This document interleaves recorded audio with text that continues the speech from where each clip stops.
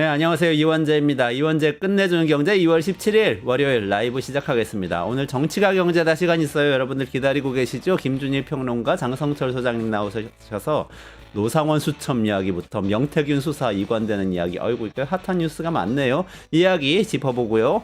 그리고 뒷시간에 진짜 중요한 이야기 나오는데 박태웅 한빛미디어 의장 AI 업계 아이돌이라고 해요. 이분이 녹서포럼 의장이라는 것도 맡으셨는데 이거 도대체 뭔지 이야기 들어보고, 특히 딥시크 사태 이후에 지금 우리나라 정신 차려야 된다는 이야기 나오는데 이제 막 얘기가 많이 나오다가 좀 정리가 됐어요. 딥시크에 대해서 중국 AI 어디까지 왔는지 정리된 이야기 좀 오늘 끝까지 들어주시면 좋겠습니다. 자, 그럼 먼저 정치가 경제다 시간 시작하도록 할게요. 김준일 시사평론가님 그리고 장성철 공론센터 소장님 모시겠습니다. 어서 오세요. 안녕하세요. 안녕하세요. 네, 뭐 이 시국이 하수상한 와중이 안 끝나고 계속 가가지고 그래서 잘 지내고 계세요? 어떠세요? 올해 아마 5월달까지 계속 그럴 거고 대선 이후에도 시끄러운 시국은 멈출 것 같지가 않습니다. 어린이날, 어버이날도 다 이제 모이면 자꾸 막 대선 얘기만 할 수밖에 불편한 없겠네요. 이야기 해야 되는 이런 상황이 계속 되는 건가요? 제가 예측한 게 점점 맞아들고 있어요. 사실은 탄핵 최종 선고를 2월 말에 할 거다라는 주장들이 나왔지만은 지금 3월 17일 전후로 해서 제가 보기엔 아직 가능성이 있거든요. 그렇죠. 예, 점점 지금 이번 주에 2번 하고 네네. 2번으로 안 끝나잖아요. 또 네. 최후 변론하고 그러면은 그 가능성이 점점 높아지고 있다. 아, 제가 한 달 반 전부터 제가 결국은 내가 맞았다. 가장 죄송합니다. 먼저 정확하게 맞췄다. 이렇게 이제 남들이 띄워주질 않으니까 혼자 약을 팔아야 돼. 역시 내가 맞았어. 막 얼굴 이러면서. 천재 김준일 평론가님, 브레인 천재도. 근데 제가 방송을 여러분들하고 하는데 김준일 평론가님 예측이 100% 다 맞아 이렇게 얘기하기는 어렵지만 상당히 정말 90% 이상 정확히 예측을 잘 하시더라고요. 그래서 처음에는 에이 맞겠어 그랬는데 요즘에는 김준일 평론가님이 언제 무슨 일이 벌어질 수도 있어요 그러면은 제가 약간 변형해가지고 다른 방송에 써먹고 그렇습니다. 잘 맞추세요. 90% 이상이라는 거는 타율로 치면 이거는 신의 타율을 넘어서는 타율인데. 예측 절대 우리는 틀린 거는 얘기하지 않습니다. 틀린 건 피하고 틀린 거는 맞는 건 언급하지 않아요. 12월엔 겨울이 온다 뭐 이런 이야기. 알겠습니다. 오늘도 그러면 꼭 맞는 이야기만 잘 부탁드릴게요. 이게 갑자기 속보가 나왔는데 지금 명태균 수사 관련된 속보인데요. 요거 먼저 얘기하고 시작하면 좋겠네요. 검찰이 명태균 의혹 창원지검에서 서울중앙지검으로 지금 이관한다고 하네요. 그러니까요. 이거 어떻게 해석해야 되죠? 그냥 느낌이 우리가 할 수 있는 수사는 다 한 것 같아요. 그러니까 정치적인 판단, 정무적인 판단은 서울중앙지검에서 해주세요. 뭐 서울중앙지검장하고 검찰총장이 이거를 수사 결과를 어느 정도 수준까지 어떻게 얘기를 하고 발표해야 되는지, 그리고 수사 대상자를 어떻게 확대를 해야 되는지, 그리고 대선 전에 수사하는 게 맞는지 안 맞는지 여러 가지 정무적인 판단을 할 수밖에 없잖아요. 왜냐하면 대선 후보들과 관계되어 있기 때문에. 그래서 본인들이 이거 하기 너무 힘들어요. 우리가 못하겠어요. 책임 못 지겠어요. 그러니까 중앙에서 해주세요. 이렇게 넘긴 것 같아요. 이게 근데 참 묘한 시점인 게, 저는 지난주에 탄핵 심판에서 왜 조태용 국정원장 김건희 여사하고 문자 주고받았다 그 얘기가 있었잖아요. 그래서 사람들이 김건희 여사가 갑자기 등장했네 이런 생각하고 있는 와중에 명태균 게이트는 누가 봐도 김건희 여사하고 뭔가 연결되는 거 아니야? 하고 그렇죠. 생각하는 시점에 갑자기 중앙지검으로 창원지검이 던졌다고 봐야 되는 거예요? 근데 장 소장님 말씀대로. 그러니까 장 소장님 말씀이 맞고요. 거기에 제가 좀 보론으로 설명을 드리자면은 하나는 그거죠. 이제 창원 쪽에서 할 수 있는 수사는 다 했어요. 그렇죠. 예. 그 경남에서 할 수 있는 수사는 다 했고 이제는 소환 조사를 하려면은 이제 다 서울에 있는 서울 수도권에 있는 사람들을 해야 되는 거예요. 그러니까 요거가 닥달을 당한 거지. 검찰도 왜 수사 안 해? 왜 조사 안 해? 민주당도 그렇고 저 같은 사람은 뭐 맨날 얘기하죠. 왜 지난주에 김건희 나오셔가지고 저는 주구장창 지금까지 침대 축구한다고 그러셨죠. 계엄 이후로 맨날 얘기했어요. 왜 김건희 수사 안 해? 계속 얘기했잖아요. 그러니까 이게 시그널이에요. 알았어. 우리 수사할 테니까. 그리고 또 하나는 이제 어쨌든 중앙지검이잖아요.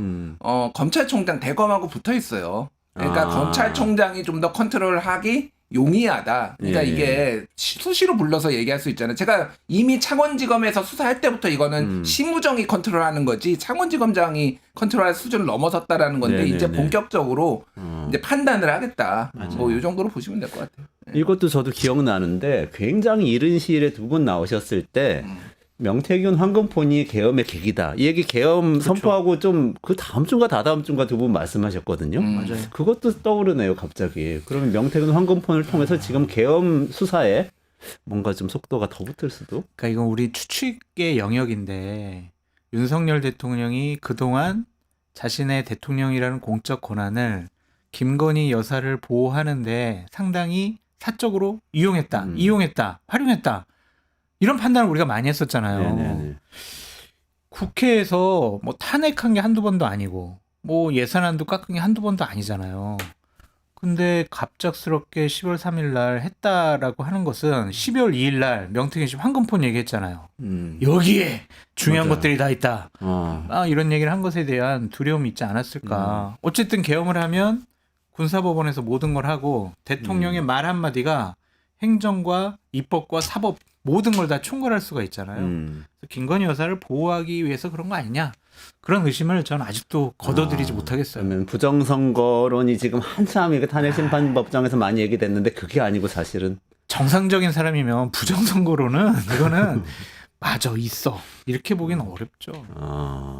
그러면은 서울중앙지검으로 간다는 건 근데 사실은 검찰총장이 승인을 해주니까 그렇죠. 이송할 수 있는 거 아니겠어요? 당연하죠. 그러면은 하겠다는 의미인 거 아닌가요?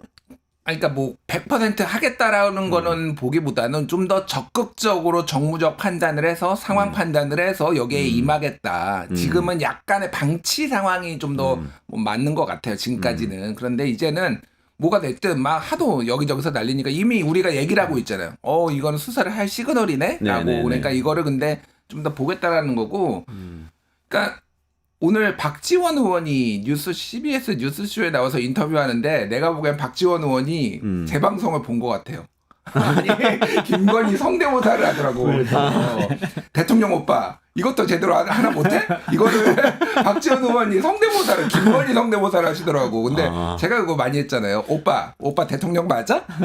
야, 그거 많이 하시긴 했죠.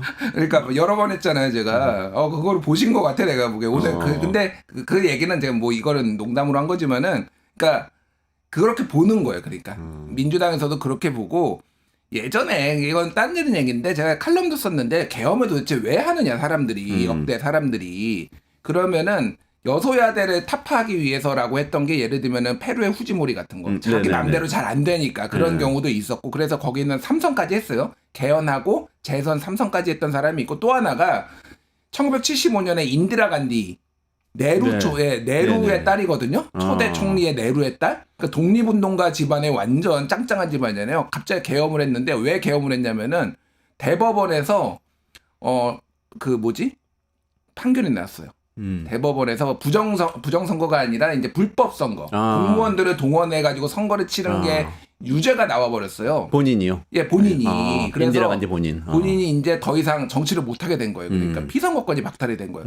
그거 대법원 선고 나고 다음 날에 계엄했어요. 그러니까 제가 말하는 거는 이유가 있다라는 거잖아요. 그러니까 개인적 동기가 있네. 개인적 동기가 있는 거예요. 명태균 게이트는 김건희한테도 위기지만은 윤석열한테도 위기입니다. 이게 그러니까 단순히 김건희 특검법이 아니라는 거죠. 그러니까 단순히 그게 아니라 윤석열 목소리 나왔잖아요. 그러니까 음성 나왔잖아요. 그렇죠. 네네. 10월 31일 날 민주당이 공개하고 11월 4일 날에 그 뉴스타파가 보도한 수사 보고서가 나왔는데 명태균의 폰에 상당 부분 내용들이 있다라는 게 검찰한테 보고가 됐는데 그게 윤석열한테 보고가 안 됐겠냐고요. 네네네. 김주현 민정수석 통해서 윤석열한테 보고가 됐고 11월 24일에 제가 그 얘기했잖아요. 그 김용현하고 윤석열하고 만나가지고 명태균 게이트 얘기하면 야 이게 나라냐? 이 얘기를 한 다음에 계엄 들어갔다는 거잖아요. 그러니까 딱 맞아 떨어져요. 그러니까 이게. 예. 그러네요. 근데 제가 봤을 때 비상계엄이 실패한 거는 김준일 대표님이 707 우리 현장 출동한 네. 우리 젊은 군인들한테 고마워해야 돼요. 비상계엄 성공했으면 진짜 잡혀갔어요. 노상원 수첩에 그 뒷장에 있었을 것 같아요. 김건희 여사를 저렇게 조롱하고 희화하고 흉내내고 가만둬서는 안 되겠다. 아마 이랬을 것 같아요. 이게 약간 제가 이 얘기까지 하면은 만물 김준일 기원설 같은 게 돼서 약간 조심스러운데 제가 그것도 김준일 기원설 주장하고 싶어요. 왜냐면 계엄의 밤 그날 밤에 제가 영상을 딱 봤거든요. 그 대통령은 바로 다음에 제가 영상을 보는데 김준일 변호사가 나오셔가지고 현장에 계신 군인 여러분, 뭐 공무원 여러분 오판하시면 안 됩니다. 헌법을 지켜야 됩니다. 이 불법 계엄입니다. 이런 얘기를 막 하셨어요. 네, 시사인 방송에서 제가 했는데 잘했네. 예, 그거 얘기를 그 얘기 하긴 듣고 했죠. 군인들이 잘했어요. 행동 안 한 것일 수도 있어요. 박수 한번 보. 대한민국의 보배와 같은 김준일 네. 장철 소장님도 지금 호잉님, 샤이님, 초코머피님 감사합니다. 호잉님이 다시 나오셔서 반가워하고 계세요. 네. 아유 너무 감사드려요. 근데 말씀 맨날 꺼내- 제 욕밖에 없는데. 아니에요. 칭찬 많이 받으십니다. 지금 말씀 꺼내셨으니까 노상원 수첩으로 얘기 좀 넘어가 보죠. 이거 충격적인데 일단 지금 나온 얘기들이 너무 많아서 정리가 안 되는데 어떤 얘기들이 중심으로 봐야 되는 거죠?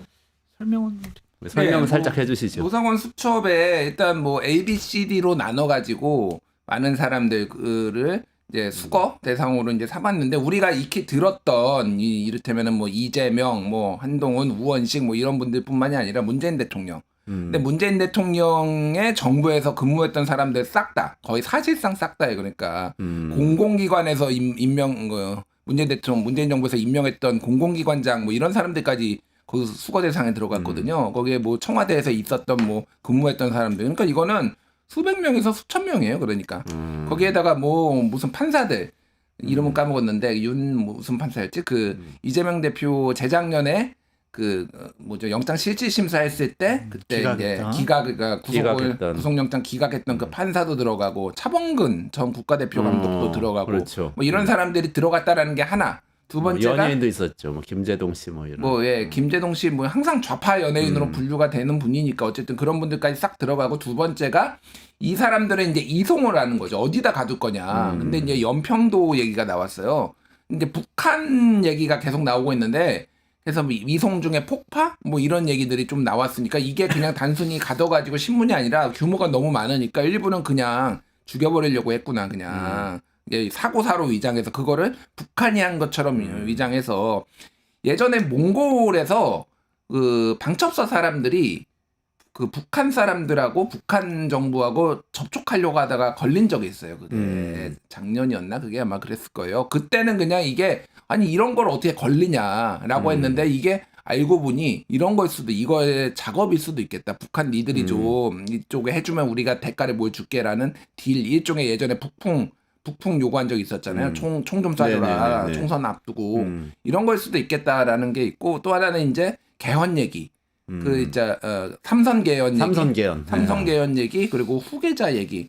그리고 이제 국회의원들 싹 잡은 다음에는 국회의원 임기를 절반으로 줄이고 뭐 이런 등등등의 일종의 이제 정치 이후의 상황들. 그래서 제가 아까 말씀드렸지만은 페루의 후지모리가 삼선에 성공했어요, 실제. 네네네. 똑같거든요. TV로 나와가지고 비상계엄 선포합니다. 딱 한 다음에 군대가 국회로 쫙 들어가요. 그래서 국회의원을 싹 잡아넣은 다음에 개헌을 하고 그다음에 이제 삼선까지 성공했던 사례가 있기 때문에 그런 거를 좀 검토한 것 같아요. 예. 저는 다 이렇게 설명 잘 해주셨는데 제일 무섭고 경악스러운 게 이거예요. 전 김준일 평론가님이나 이원재 박사님 못 볼 뻔했어요.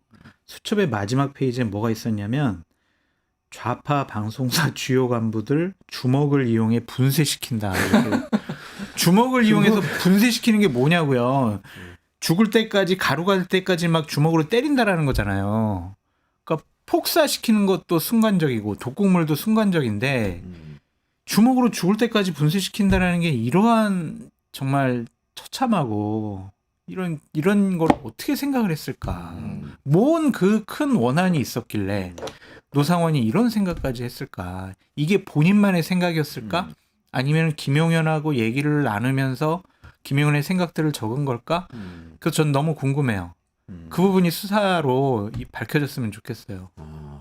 진짜 이거는 어디까지 그 얘기가 됐을까요? 그거는 상당히 그러니까 지금 그런 뭐 주먹으로 분쇄 이런 거 들으면 되게 황당한 망상가가 적은 것 같다 싶으면서도 이분이 막 롯데리아에서 이 현직 장성들 불러다가 미팅도 하고 뭐 계엄 중에도 막 전화 걸어가지고 뭐 시키고 막 그랬잖아요. 선관위 투입시키고. 이제 우리가 기억해야 될 거는 김용현이 상당히 노상원에게 힘과 권위를 실어줬다라고 볼 수밖에 없잖아요. 내 말이 노상원의 말이 내 말이야. 이런 식으로 하면서 노상원은 장군으로 승진하고 싶은 대령급들에게 나한테 잘 보여. 그러면 승진할 수 있어. 나 비상계엄 되면은 중요한 역할을 할 수 있어 이렇게 얘기를 하잖아요. 그러니까 저런 망상적인 것들이 이 사람들은 실질적으로 할 수 있다라고 생각을 했으니까 이랬던 것 같고 기본적으로 김영현 전 국방부 장관이 국방부에 있는 참모들과 이런 것들을 계획을 세우지는 않은 것 같아요. 그러니까 노상원에게 전적으로 의존을 하면서 야 비상계엄 이후에 우리가 처단해야 될 사람들을 어떻게 해야 될지 작전 계획 네가 다 한번 짜봐 이렇게 지시를 내려주지 않았을까. 그러니까 이제 김영현 전 장관이 비상계엄 결의안 해제 결의안 나왔을 때 상원아 이제 어떡하냐 이랬던 거 아니에요. 그러면 둘 사이가 가장 이 비상계엄의 핵심 자들이다. 그렇게 볼 수밖에 없어. 이게 그러니까 단순히 망상이 아닐 수도 있는 게 뭐고 전체가 다 뭐 그거인지는 모르겠는데 이제 한겨레나 몇몇 언론들이 보도를 했는데 뭐냐면은 문상호 정보사령관이 부하 직원 정보사 정성욱이라는 부하 직원한테 손님 2명이 갈 테니 부정선거 자료를 주라고 지시했다라는 거예요. 그러니까 부정선거 자료를 누구한테 줬냐면은 93회 그3회 여기가 이제 기갑 2기갑 여단장인가? 그래서 예전에 그 계엄날 갑자기 기갑 자기 자리 안 지키고 노상원한테 불려 나왔던 사람 있잖아요. 2기갑 여단이 탱크 부대거든요. 그래서 예전에 그 12.12 사태 때 탱크 몰고 그렇죠. 왔던 그 부대예요. 그러니까 탱크를 몰고 오려고 했던 거 아니냐. 뭐 그래서 얘는 승진시켜주겠다 회유도 있었는데 얘하고 방정환이라는 전 국방부 기획관한테 찾아와서 이게 자료를 줬는데 이게 노상원이 평소에 이 자료를 이 부정선거 음모론 자료를 정리를 해달라고 정보사한테 옛날부터 얘기를 했다라는 거예요. 그러니까 그거를 정보사가 자기 부하 직원한테 해가지고 걔들이 받으러 왔다라는 거예요. 그러니까 이거를 부정선거를 매개로 해서 하려고 했다라는 거고 또 하나는 노상원이 사격 잘하고 폭파 잘하는 요원 7, 8명을 추천해달라고 했다. 라고 진술을 했어요. 김봉규라는 정보사 대령이. 그러니까 이게 예전에 2016년에도 노상원이 정보사령관 할 때 외부에서 HID 요원들 조끼에다가 폭탄해가지고 폭파시켜버리라고 막 이런 미친 망상을 했다라고 해서 안 들었다라고 했던 게 나왔잖아요. 그러니까 지금 이 계엄 때도 지금 실제 폭파 잘하는 애들을 추천해달라고 해서 뭔가를 하려고 했다. 이게 지금 한겨레 보도로 나온 거거든요. 그러니까 이게 단순히 망상까지는 아니었고 됐으면은 이 모든 게 다 실행이 됐을지 여부는 알 수 없으나 상당수가 실행이 됐을 수도 있겠다. 계엄이 성공했으면. 아, 그러네요. 예.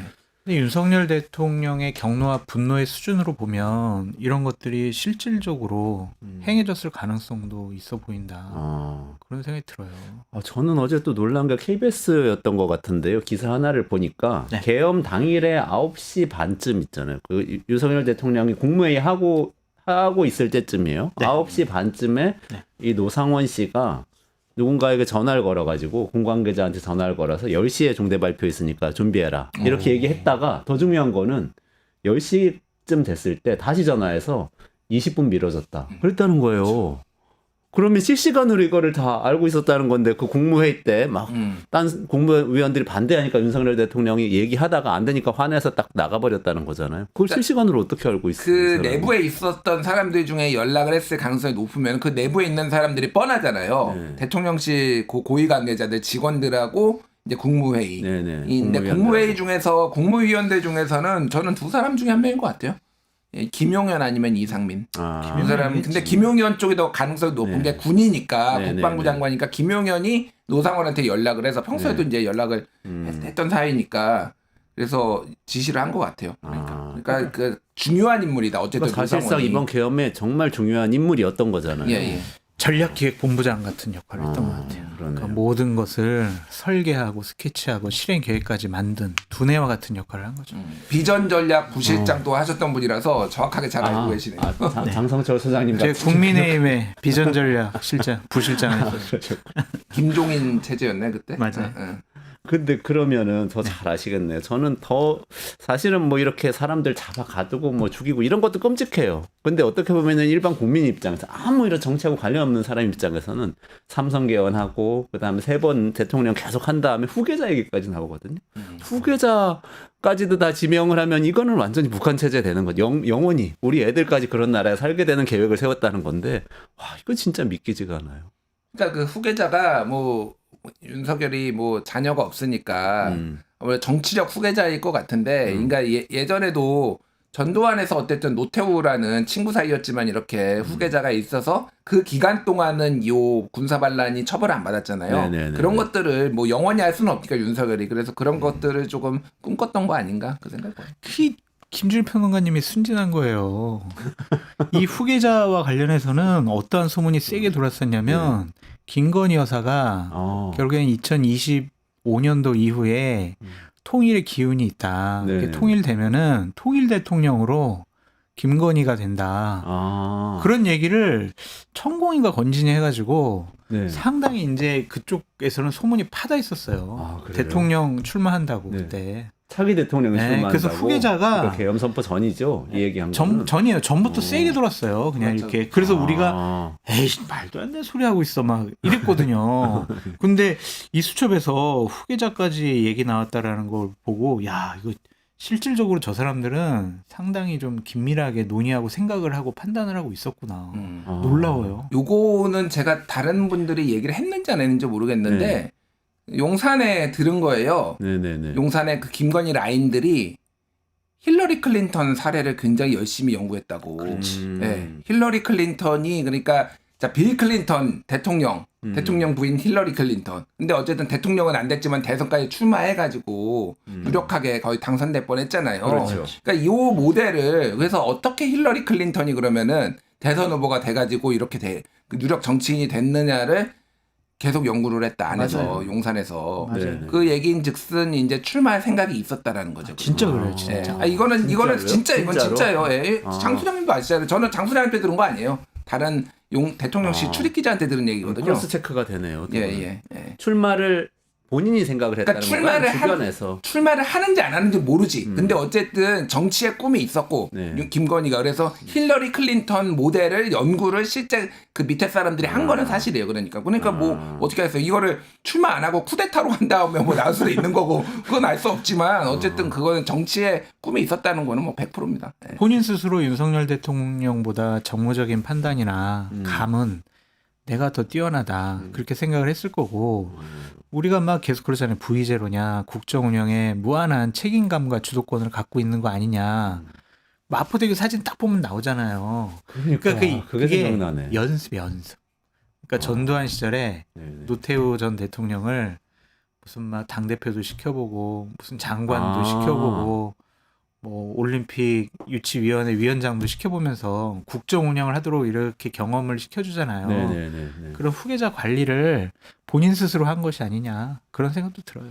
그러고 보니까 그 우리 디올백 사건도 최재형 목사 만나면서 이렇게 생긴 건데 최재형 목사는 또 사실은 상당히 진보적인 제2의 통일운동가인데 왜 그 김건희 여사가 그때 그분을 만났을까 가지고 추측이 많았잖아요. 그때 단어가 뭐였어요? 나 이제 통일 문제와 관련 남북 문제와 관련해서도 내가 앞으로 더 신경 쓰려고 그래요. 딱 나오잖아요. 네. 통일 대통령을 꿈꿨다니까 진짜. 이런 다 책에다 써야 되는데 한동훈만 책 쓰는 것이 아니라 저도 써야 되겠는데요? 네. 김준일 평론가님 또 책 쓰시잖아요. 지금 뭐 쓰고 계세요? 유튜브 이거 뭐 그런 컨셉의 유튜브는 한국 정치를 어떻게 망쳤냐 그래서 한국 정치뿐만이 아니라 지금 출판사랑 계약하고 예. 그러면 책 제목은 얼굴 천재 김준일 뭐 이런 식인가요? 아니면 얼굴을 입다만하게 얼굴을 입다만하게 늘려. 저는 계속 생각을 했던 게 이제 윤핵관의 민낯 뭐 이런 거 제가 보수의 민낯 썼기 때문에 네네. 민낯 시리즈 쓰려고 했는데 윤석열 김건희의 민낯 이런 게 이제 대선 전부터 쭉 그동안 들어왔던 확인됐던 거 그런 것들을 쭉 정리하면 역사의 교훈으로 좀 남길 수 있을 것 같은데 그거 쓰려면 한 달 정도는 방송을 그만둬야 돼가지고 그 챗 GPT하고 대화하면서 쓰시면 됩니다. 금방 네. 쓰실 수 있어요. 금방 여러분들도 조금만 기다리시면 뒷코너에서 또 그 얘기 할 거니까 AI 얘기 할 거니까 계속 들어주시고. 박태용 문장님. 네, 근데 박태용 회장님 나오시고. 우리가 막 농담처럼 얘기했지만 정말 알지까지 알려지지 않은 흉흉한 얘기들, 소문들 이런 것들이 너무나 많아요. 그것이 그냥 단순히 상상이고 망상이고 소문만은 아니었다라는 것이 계속 증명되고 있잖아요. 네네네. 그래서 아마 윤석열 대통령 탄핵 인용이 되고 새로운 정권이 들어서면 정말 와 정말 나라가 큰일 날 뻔했구나. 저런 사람들이 지도자였다니 그런 생각할 정도의 많은 얘기들이 밝혀질 것 같아요. 진짜 그런 게 너무 이제는 믿을 수 없는 이야기도 자꾸 사실로 드러나니까 이것도 사실이지 않을까 하는 생각이 계속 그러니까 드는 저 같은 거예요. 사람이 제 메모지에다가 그냥 대통령 후계자 누구 막 야 정말 나를 공격하는 좌파 방송인들 너무 밉네. 이거 어떡하지? 김준일 한 대 때려줄까?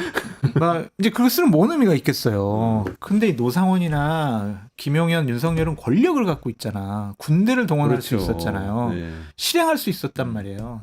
대단히 위험할 뻔했어요. 그거는 어쨌든 계획이라고 봐야 한다라는 거네요. 두 분 말씀은. 저는 뭐 그럼요. 망상 메모는 아니고 이것은 계획이었다. 근데 요게 지금 탄핵 심판 이제 막바지라서 요거는 사실 노상원 수첩은 탄핵 심판에서 거론된 바가 사실은 없었고, 근데 앞으로 내란 수사에도 근데 그 기소될 때까지는 이게 증거가 나오지 않았던 건가요? 그러면 이제 내란 수사할 때 참고할 수 있게 되는 건가요? 어떻게 되는 거죠? 아니 근데 이게 검찰발로 해가지고 노상원 수첩이 좀 밝혀졌잖아요. 네. 조금씩 국회에서 어떤 의원들이 좀 밝히고 네네네네. 검찰도 알 수 있었을 것 같아요. 근데 내용 보니까 너무 진짜 황당하기도 하고 진짜 와 이게 가능한 일인가라고 하고 또 이제 수사를 김용현하고 노상원 이 수사에 집중을 해야 되는데 다른 수사들이 많고 그 당시에는 체포한다 뭐 구속한다 이런 것들이 되게 복잡했잖아요. 그래서 이 부분이 수사가 좀 미진했던 것 같은데 특검이라든지 아니면은 이제 대선 이후에는 이런 부분들은 제대로 좀 밝혀져야 될 것 같아요. 그러니까요. 이게 공소장 내용에는 없었던 것 같아요. 예, 뭐 네. 제가 공소장을 김용현 김용현 거는 봤는데 노상원 거는 보지를 못해서 예, 뭐 이게 어떤지는 모르겠는데 이건 추가적으로 밝혀야 되는 거고 그러니까 어쨌든 망상은 처벌하지 못해요. 구체적으로 그게 얼마나 이제 모의 그렇죠. 계획이 있었느냐. 예전에 네. 이제 이석기 의원도 이거를 망상이니까 처벌하면 안 된다라는 사람도 있었고 이게 좀 더 전파 이거 유력 정치인으로서 예를 들면 뭐 한전을 장악하고 뭐 이런 것들이 실행 계획이 좀 더 구체적이었다라는 거. 그러니까 이게 그냥 단순히 이게 아니라 실행 계획이 구체적이었다라는 거를 입증을 하면 되는 거고 그런 게 이제 아까 전에 언론 보도로 나왔던 막 이런 것들이 정황 증거가 돼서 검찰에서 추가 기소를 하든지 뭐 그렇게 되겠죠. 예. 그렇군요. 어쨌든 이 노상원 수첩 충격적이고 후계자 김건희 여사일 거라는 추측까지 해주셨어요. 아 이거 끝까지 좀 밝혀져야 될 것 같습니다. 뭐 충격적인 기사 많이 나오는데 사실 한 가지 좀 여쭤보고 싶은 게 또 제가 뭐가 있습니까? 갑자기 발견한 건데 네.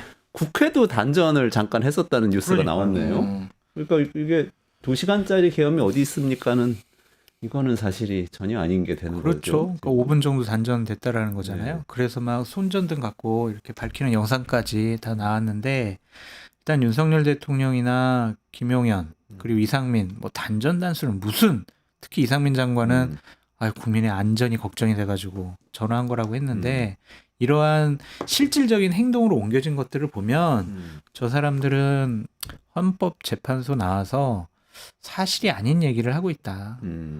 어쨌든 우리는요 그냥 경고성이에요. 그거를 계속 주장을 하기 위해서 치밀하지 않았다. 우리는 단전 단수까지 안 했다. 이런 걸 계속 얘기를 하고 있는 것 같은데 실질적으로 행해졌잖아요. 그러니까요. 그러면은 단수는 모르겠지만 단전은 했었다.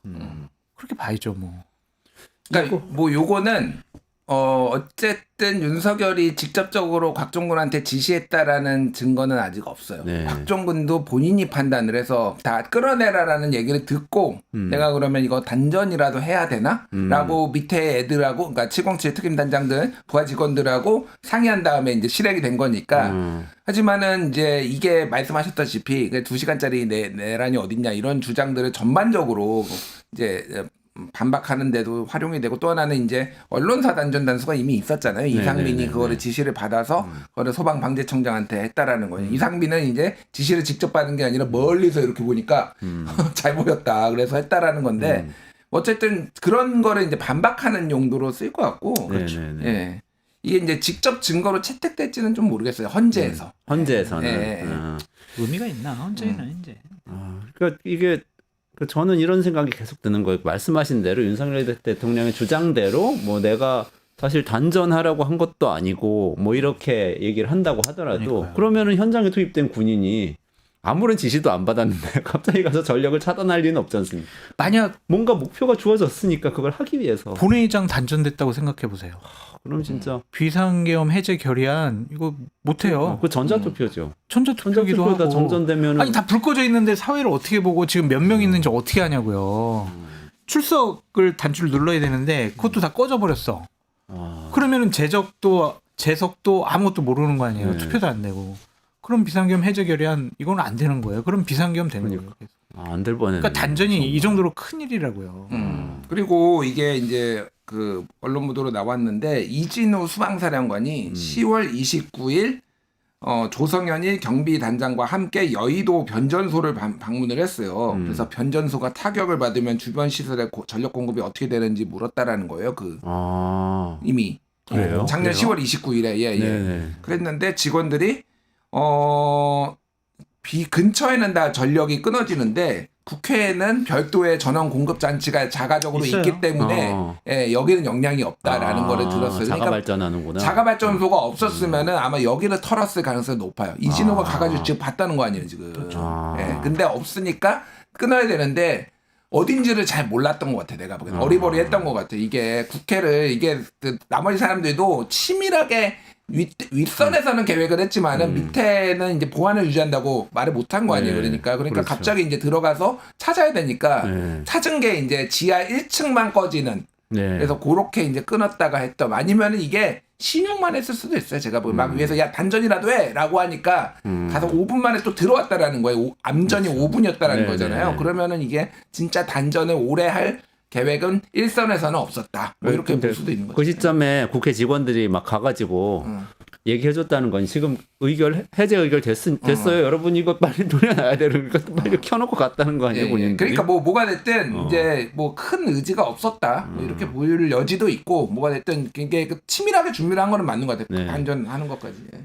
준비는 제대로 했네요. 그러면 이제 헌재 변론을 지금 2번을 더 한다고 나와서 또 어떤 분들은 이게 뭔가 전세가 뒤집어지는 뭔가가 새로 나오는 건가 이런 생각하시는 분들도 있는데 그런 어떻게 건 아닌 보세요? 것 같아요. 그러니까 윤석열 대통령 측과 국민의힘에서 아니 대통령이 그 1분 30초 본인 얘기 좀 하고 싶어 하는데도 못하게 하고 이런 식으로 빨리빨리 진행하는 것은 헌법재판소가 그렇게 편향되어 있고 의도적인 행위를 하고 있다. 이거 진짜 당신네들 이렇게 인용 결정 내리고 막 그러면은 우리 가만히 있지 않을 거야. 오늘도 의원들 40명이 헌재 찾아가가지고 항의한다는 거잖아요. 누구 40명이요? 국민의힘 의원들 40명이 40명이요? 오늘 찾아간대요 또. 헌재를 찾아가요? 찾아가가지고 또 이제 이렇게 하면 안 된다라고 막 하는 거예요. 그러니까 헌재로서도 그러한 부담감이 있으니 아니 알았어. 최대한 우리 하고 싶은 얘기 다 하도록 일단 여러 가지 변론기를 줄 테니까 좀 우리한테 뭐라 그러지 마. 이제 그런 명분을 좀 쌓아가려는 것 같아요. 이게 그냥 인용이냐 기각이냐 이거의 결과에 그렇게 큰 영향을 끼칠 건 아닌 것 같습니다. 그러니까 지금 이제 이번 주 화요일에 이제 제출했지만은 증거로 채택되지 않은 증거들에 대해서 이제 살펴보는 거고 지금 목요일 날 한덕수, 홍장원, 조지호 경찰청장 네네네. 이 세 명을 부른다는 거잖아요. 한덕수는 윤석열 측에서 불렀는데 국회 측도 같이 신청했어요. 그래서 양측에서 부르는 걸로 됐고 이거는 비상계엄의 절차 문제 얘기를 할 거예요. 근데 한덕수는 계속 일관되게 얘기를 했는데 국회에 나와서 이거 비상계엄이 그러니까 국무회의가 요건에 갖추지 못했다라고 얘기를 했잖아요. 네네. 본인이 살기 위해서라도 그렇게 해야 되는 상황이거든요. 그래서 여기에서 뭐가 뒤집힐까? 국회도 적극적으로 지금 물어보겠다라는 거고 조지호 경찰청장은 지금 혈액암에 걸려서 못 나왔거든. 2번 불렀는데 안 나왔거든요. 그래서 이번에도 나올지 안 나올지 국회 지금 여기 윤석열 측은 구인이라도 해와라. 강제 구인이라도 해와라. 이렇게 얘기를 하고 있는데 나올지 안 나올지 몰라요. 근데 나온다고 하면은 이미 검찰 조사에서 여인영 방첩사령관으로부터 14명을 체포하라는 지시를 받았다. 그 네네. 얘기를 들었다라는 거를 여기에서 얘기를 할지 부인을 할지 아니면 답변 안 할지 요걸 보면 되고 홍장원은 계속 홍장원 흔들기 하고 있잖아요. 메모가 4가지 버전이 있다 뭐 등등등인데 또 이제 유의미한 게 윤석열이 계속 얘기했던 게 뭐냐면은 방첩사에 구금하라라고 했는데 방첩사에는 구금시설 없다. 이거 거짓말이다. 지어낸 거다. 이런 얘기를 했거든요. 근데 오늘 언론 보도가 나왔는데 그거를 여인영 방첩사령관으로부터 들은 거잖아요. 네네. 근데 그 밑에 있는 김대호 방첩사 수사단장이 이렇게 얘기를 했어요. 여인영이 방첩사에 구금 시설이 있냐라고 물어봐서 없다라고 하니까 그러면 수방사 비원 벙커로 해야 되겠다라고 얘기를 했다라는 거예요. 그러니까 여인형도 몰랐구나. 여인형도 몰랐고 여인형하고 홍장원의 통화가 먼저고 네. 그 다음에 여인형하고 김대우 밑에 사람하고 이렇게 하니까 먼저 했으면은 이제 그러면은 야 방첩사에 벙커에 넣어라고 했는데 없네 이후부터는 수방사에 넣어 네. 이렇게 이제 됐을 가능성이 있으니까 이것도 이제 뭐 진실 공방이 있겠지만은 다 깨질 거예요. 그러니까 그런 주장들이. 예. 그러면 어쨌든 탄핵 심판 자체 방향에는 큰 영향을 주지 못할 것이고 어쨌든 기일은 구할타자 김준일 평론가님께서 예측하신 대로 그런 3월 중순 정도의 심판 결과가 나오는 걸로 이렇게 볼 수 있겠네요. 근데 아까 그 장성철 소장님 국민의힘 의원들 헌재 방문하는 거 말씀하셨는데 이거 근데 제가 뭐 옳고 그르고 이거 다 떠나서 대선이 금방 오는데 선거 전략 측면에서 이게 맞아요? 이런 식으로 하는 거? 안 맞죠. 지금 당연히 지지층 결집시키고 중도층 외연 확장이 중요하잖아요. 근데 중도층들이 아니 윤석열 대통령 저 이상한 사람 계속 대통령직에 놓게 하기 위해서 헌재를 압박을 하면서 이거는 기각을 해야 된다라는 요구를 하는 게 맞나? 그런 생각을 할 수 있을 거고 대한민국 사법 시스템의 최고의 정점이 헌법재판소라고 보여지는데 거기에 압박을 해가지고 판결 내용을 바꾸려는 정치적인 압박이 이것이 맞는 것인가? 저 사람들은 과연 법치주의를 지킬 사람들인가? 이런 회의감만 줄 거란 말이에요. 그래서 저는 전혀 도움이 안 될 거라고 생각을 하는데 일단은 시간을 끌어보자. 그러니까 저를 헌재 압박을 하면은 최소한 기각이냐 인용이냐 이거의 결정에는 큰 영향을 끼치지 못하더라도 야 절차적인 정당성을 가져 윤석열 대통령이 계속 좀 증인 신청하고 본인 얘기한다고 그러면 충분히 그 반론권 보장해야 되는 거 아니야? 그러면 변론 기일 심리가 계속 그래요 그러면은 11차 12차 13차 14차 그러면은 대선이 계속 뒤로 미뤄질 거 아니에요. 그럼 본인들이 체제 정비할 시간이 있으니까 그리고 이재명 대표 대법원 확정 판결 때까지 한번 시간을 끌어보자. 5월 달에는 안 나올 거 아니에요. 그러니까 6월, 7월까지 한번 끌어서 이재명 대표가 출마 자체를 못하도록 해보겠다라는 정치적인 의도가 있는 것 같아요. 근데 어쨌거나 이대로 쭉 가다가 대선이 오면 그 질문을 당연히 상대 측 후보 쪽에서 할 거 아닙니까? 그때 왜 국민의힘은 그렇게 가가지고 윤석열 씨를 그렇게 옹호를 하셨어요? 파면된 대통령인데 지금 어떻게 생각하세요? 이재명 대표는 그러면은 왜 여러 가지 뭐 출석 요구서도 받지도 않고 위헌 변론 심판 제청도 왜 하고 당신도 뭐 1심에서 유죄 나오니까 뭐 지지자들 동원해가지고 상당히 험한 말도 많이 하지 않았느냐? 당신이 그럴 자격 있냐? 이렇게 얘기하는 거죠. 우리 얘기 안 하고 상대 후보 얘기를 하면서 이 상황을 모면하려고 그러는 거예요.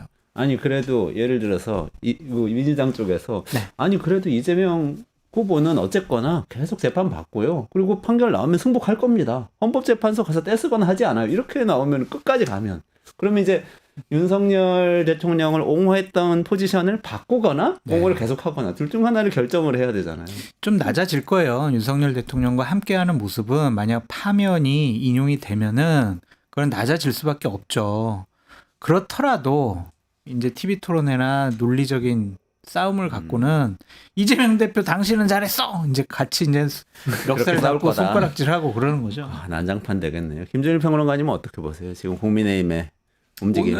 오늘 리얼미터 양자 대결 보니까 또 이제 김문수 후보가 또 그 보수 진영 후보들 중에서는 1등이더라고요. 양자 대결이 제일 잘 수치는 제가 지금 뭐 봐야 될 것 같은데 제일 잘 나왔어요. 그러니까 이게 이제 탄핵이 되면은 지금 이 강경보수 지지층이 응답하는 이런 과열 현상이고 이게 뭐 과표집이라기보다는 좀 과열 현상 뭐 이 정도로 좀 표현하는 게 맞을 것 같은 과표집은 좀 이게 오류가 있다는 식으로 들려가지고 그거는 그러니까 그냥 여론조사에 일시적으로 뭔가 붐업이 됐을 때 나타나는 일시적인 현상이라고 보는데 그런 그 붐업이 잦아들 것인가에 대해서 좀 의문이 생기기는 해요. 그러니까 그래서 김문수 제가 처음에 김문수 좀 막 주목받을 때는 그 당내에서 경선 1등할 후보가 될 가능성 20% 봤거든요. 제가 지난주에 30% 얘기했는데 지금 한 40 정도 올라갔어요. 지금. 아니 점점 맞다니까. 저 계속 주장했잖아요. 점점 올라가고 있어 지금. 현재 룰대로 하면 네. 김문수가 될 수밖에 없는 구조라니까요. 이게. 아니, 윤석열이 또 이런 지금 헌재 지금 국힘에서 헌재 말씀하셨듯이 헌재 막 항의하고 이게 결국은 이제 불복 혹은이 이제 잘못된 탄핵이었다라고 해서 지지층 결집하려는 거거든요. 네. 회군이 가능할까 이 상황에서?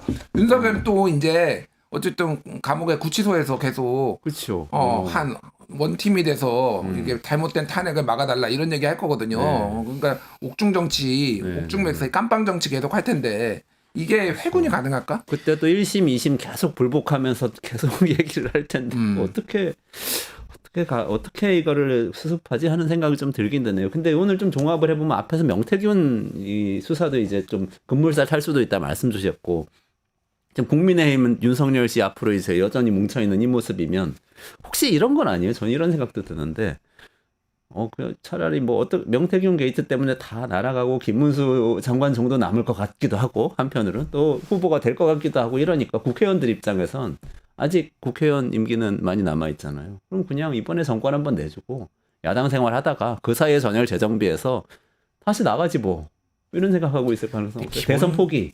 기본적으로 대선 포기라는 얘기를 입 밖에도 꺼내진 않겠지만 마음속에는 우리가 이번에 대선에 이길 수 있겠어? 그런 생각을 당연히 갖고 있죠.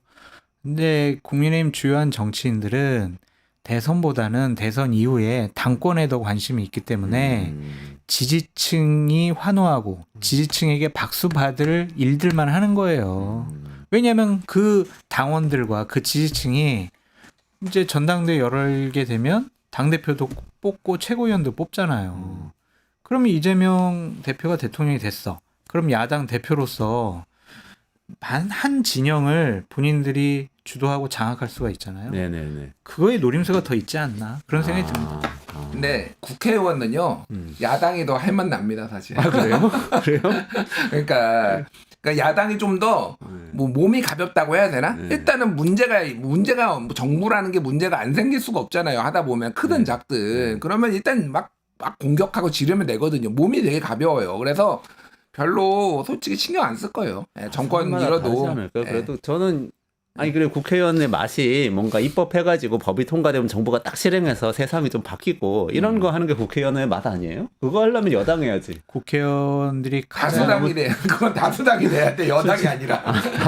국회의원들이 가장 희열을 느끼는 게 어떤 거냐면은 이제 그건 원론적인 거예요. 법이 통과돼가지고 내가 그동안 공청회하고 토론해가지고 만든 법이 통과됐구나. 국민의 삶에 긍정적인 영향을 끼치겠구나. 이거 원론적인 거고 가장 중요하게 생각하는 거는 이제 국감 때 스타원 되는 거.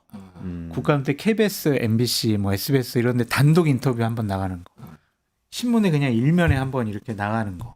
거기에 가장 큰 희열을 느낀다니까요. 그러려면은 야당 해야 된다. 야당의 포지션이 좋죠. 뭐 생각 안 하고 까면 되니까. 그러면 이재명 대통령 뭐 되고 그다음에 야당에서 세게 비판해서 그렇게 화려하게 의정 생활하다가 대선하면 된다. 문제는 그런데 지금 너무 뒤가 구린 의원들이 많아요. 뒤가 구린 사람, 뭐 명태균 게이트도 그렇고 막 온갖 거. 그러니까 이제 정치 보복은 안 된다. 뭐 이런 얘기들 지금 계속 얘기를 하는 거예요. 그러니까.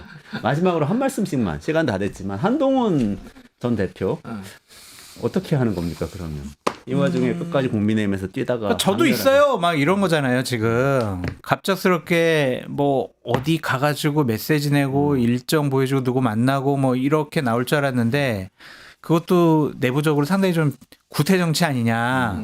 그래서 좀 비판을 받았던 모양이에요. 근데 최근에 계속 양자대결 여론조사 나오고 대통령 탄핵 선고일이 다가오니까 존재감을 드러내기 위해서 저 책 쓰고 있거든요. 저도 있어요. 국민의힘 후보에 그러한 존재감을 드러내기 위해서 그런 내용을 좀 밝힌 것이 아닌가 그런 생각이 들어요. 그러니까 하도 이제 계속 목격담 정치를 한다고 비판을 좀 받았잖아요. 뭐 고일전도 이어폰 쓰고 어디 뭐 책에 있고 뭐 커피 마시고 아니 뭐 한동훈 쪽에 사람 친한 쪽에서는 아니 커피도 못 마시냐. 아니 스타벅스 진짜 남들 다 가는 데 가서 커피 마신 거 가지고 뭐라 그러냐 그러는데 요 방식을 조금 바꾼 것 같아요. 저도 요거는 어쨌든 좀 더 나은 것 같아요. 요 책을 내 가지고 그럼 책을 내면은 화제가 될 거고 예약 판매 또 하면 예약 판매 때 또 기사 나올 거고 그런 다음에 이제 내고 모르겠습니다. 뭐 저자 이런 강연 같은 거나 팬사인회도 할 수도 있는 거고 예를 들면 뭐 이런 식으로 그리고 그 내용이 결국은 본인의 정치 비전과 함께 이 계엄이 잘못됐다라는 그 뒷부분 내용까지 최근에 있었던 것까지 들어갈 거거든요. 그러면 그런 걸로 어쨌든 본인이 갑자기 뭐 탄핵 찬성으로 아니 반대로 돌아설 수는 없잖아요. 그러니까, 그러니까 그쪽으로 좀 더 비교 우위를 갖고 언론 노출을 늘리겠다 이런 전략 같아요. 근데 다만 지금 대체제가 좀 많은 것 같아요. 네. 한동훈이 그러기에는 그렇지. 지난번처럼 63%의 당대표 선거 지지율을 받기에는 지금 대체제가 너무 많기 때문에 이길 수가 있을까? 그 생각은 좀 들기는 해요. 예.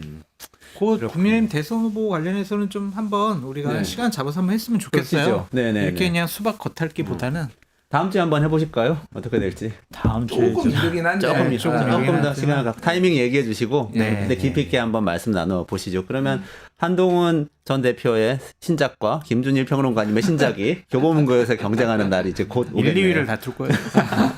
아니, 한동훈 대표는 뭐 1, 2위 못 다툴 수도 있어요. 이분께 이제 1, 2위. 거기 팬클럽 엄청나요. 아, 그래요? 제가 봤을 때는 초대형 베스트셀러가 될 수 그럴 수도 있어요. 있지. 그러면 마음 단단히 잡수시고 한강, 김준일 평론가님 한강을 잘 이길 수도 있어. 그렇지. 잘 마감하시고. 한강을 이기느냐 못 이기느냐. 그렇지.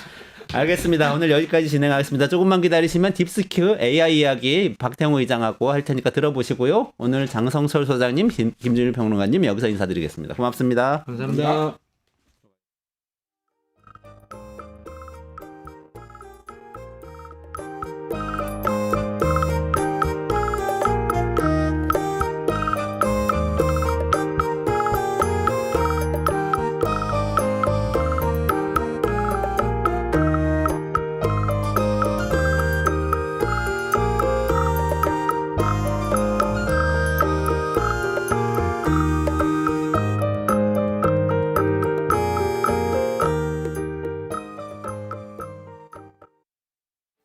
뉴스토마토가 12.3 내란을 막아낸 시민영웅 1000명 찾기 프로젝트를 진행합니다. 내란을 막고 탄핵 호출을 이뤄낸 시민영웅 1000명을 찾아내 대한민국 민주주의의 역사로 기록하고 시상해 본보기로 삼음으로써 민주주의를 더 널리 확산하기 위한 프로젝트입니다. 이 과정에 직접 참여했거나 참여자를 추천해 주실 분들은 아래 메일로 제보해 주세요. 많은 참여 바랍니다. 뉴스토마토와 함께 해주실 분들의 응원을 기다립니다. 네. 저 모두의 질문 Q라는 이 새로운 플랫폼이 준비되고 있어요. 그리고 딥시크라는 중국의 AI는 오픈 AI의 성능을 넘어서고 있다고 하고 우리나라 AI는 뭐 하고 있나 이런 비판도 나오고 복잡합니다. 복잡한데 또 중국 AI 이거 별거 아니란 얘기도 있고 이 얘기 좀 오늘 싹 정리해 주실 분을 모셨습니다. 박태웅 모두의 질문 Q 대표님 모시겠습니다. 안녕하세요. 어서 오세요. 아니 지난번에 오셨을 때 한빛미디어 의장님이라고 소개드렸는데 예. 모두의 질문 Q 대표님이라고 또 네네. 그 직함을 바꾸셨어요. 예, 예. 어떤 겁니까? 그러니까 그 우리가 그 토론을 잘 못한다, 네네네. 합의를 못한다, 공론화를 못한다 그런 얘기가 있었잖아요. 근데 사실은 해본 적이 없지 않나? 그런 우리나라 공간을 사람들이요. 만들어 준 적이 없지 않나? 네. 라는 질문을 해보고 싶어요. 예를 들어서 뭐 관공서에 청문회를 한다 그러면 문 걸어 잠그고 할 때가 많습니다. 그리고 공론화를 굉장히 싫어해요. 근데 우리나라 국민들의 신뢰 자본은 어마어마하거든요. 네. 그 뭐 금모으기를 했다거나 뭐 바닷가에 기름 유조선이 침몰하니까 120만 명이 가서 그렇죠. 걸레로 돌을 다 닦아버린다거나 맞아요. 엄청나게 협업을 잘하고 집단성을 잘 발휘하는 사람들인데 못한 게 아니라 안 한 거 아니었나? 라는 질문을 해보고 싶고요. 그래서 지금 이제 대한민국이 갖고 있는 문제들이 되게 많지 않습니까? 네네네. 근데 시민들도 알고 있을 거라고 생각하는 거예요. 저는. 네. 그래서 여쭤보자. 어. 우리가 어떤 문제들을 갖고 있냐, 어떤 걸 먼저 풀어야 되냐, 네네네. 물어봐서 그걸 정리해서 우선순위를 정해서 하나씩 풀면 그만 아니냐. 그럼 우리가 정말 선진국으로 계속 잘 살 수 있을 거다.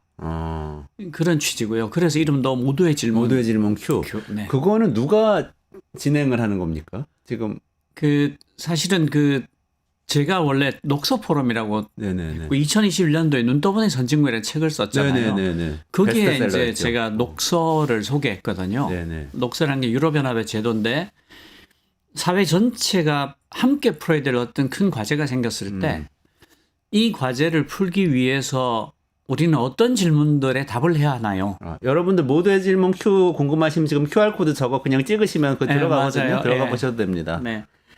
그래서 시민사회 전체에 질문을 달라고 요청을 해요. 아. 그래서 그 질문들이 들어오면 그걸 정리를 합니다. 아. 그래서 이렇게 카테고리를 묶죠. 네네네. 그리고 질문을 정리해서 뽑고 그 질문의 맥락을 정리합니다. 네. 이 질문이 왜 중요한가 하면 이런 맥락 때문이다.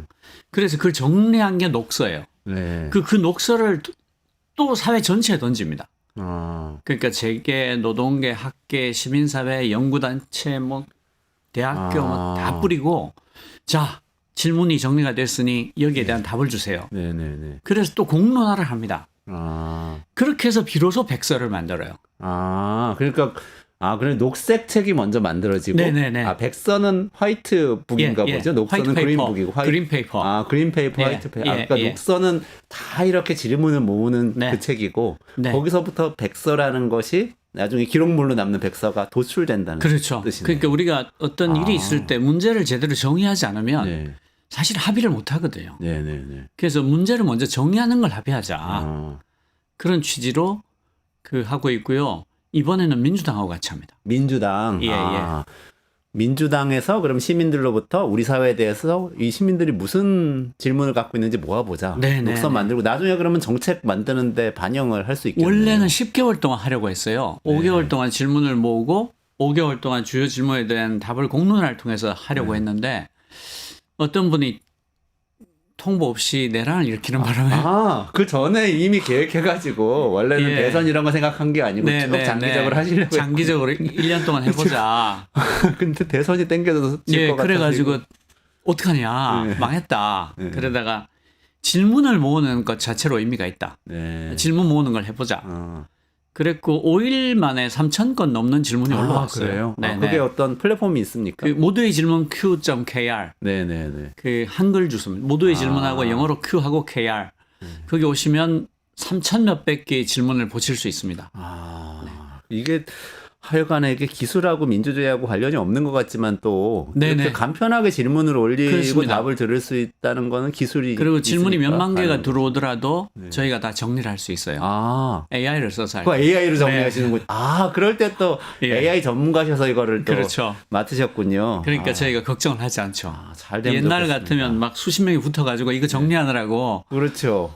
했을 텐데 지금은 이제 그런 노고가 사라지죠. 우리는 검수만 혹시 빠뜨린 질문 없나? 이 분류가 제대로 됐나?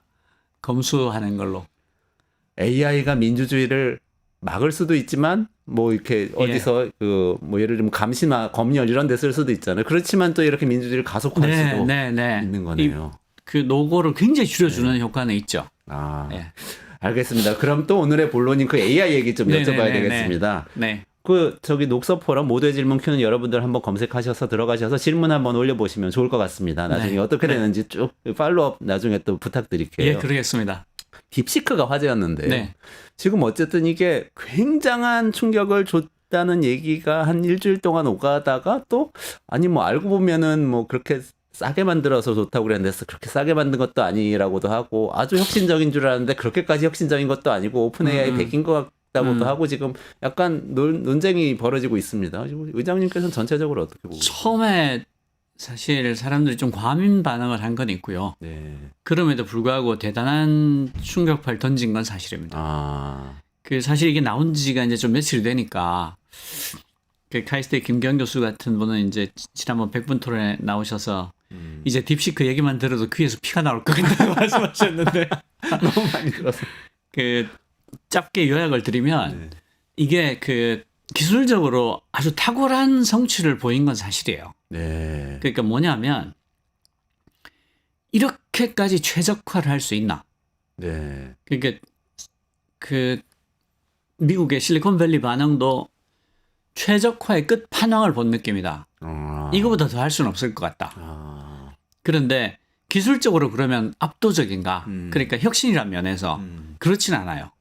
그러니까 효과적으로 좀 효율적으로 만들긴 했는데 이게 예, 엔지니어링으로 튜닝한 것은 압도적이다. 압도적이다. 와, 이게 사람이 할 수 있는 것의 끝판왕인 것 같다. 그러나 그게 그래서 나온 모델이 어마어마하게 혁신적이냐? 네. 지금까지 나온 모든 모델을 압살했냐?